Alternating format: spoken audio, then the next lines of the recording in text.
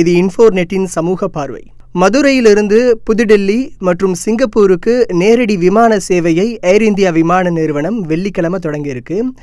மதுரை விமான நிலையத்திலிருந்து இலங்கை, துபாய் ஆகிய வெளிநாடுகளுக்கும் சென்னை, மும்பை உள்ளிட்ட உள்நாட்டு சேவைகளும் இயங்கி வருகிறது.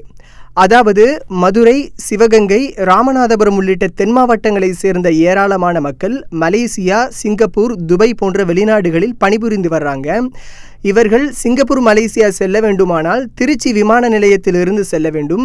இந்நிலையில் ஏர் இந்தியா நிறுவனம் மதுரையிலிருந்து வெளிநாடுகளுக்கு விமான போக்குவரத்தை இதற்கு முன்னாடியே துவங்கியிருக்கு. இப்ப சிங்கப்பூருக்கு துவங்கியிருக்கு. இதற்கு முன்பாக மதுரையிலிருந்து துபாய், இலங்கை போன்ற வெளிநாடுகளுக்கு விமான போக்குவரத்தை துவக்க தமிழ்நாடு தொழில் வர்த்தக சங்கம் பெரும் பங்காற்றியது உங்களுக்கு ஞாபகம் இருக்கலாம்.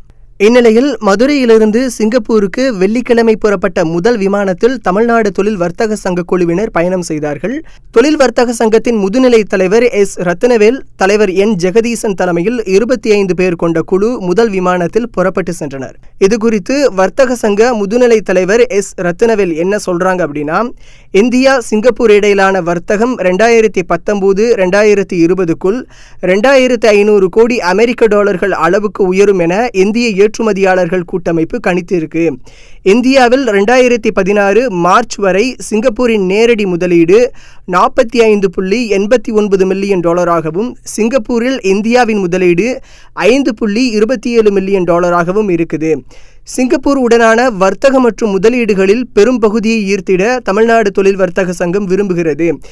இந்த பயணத்தின் ஒரு பகுதியாக சிங்கப்பூர் வர்த்தக சங்க உறுப்பினர்களுடன் பேச்சுவார்த்தை நடத்த இருக்கிறோம்.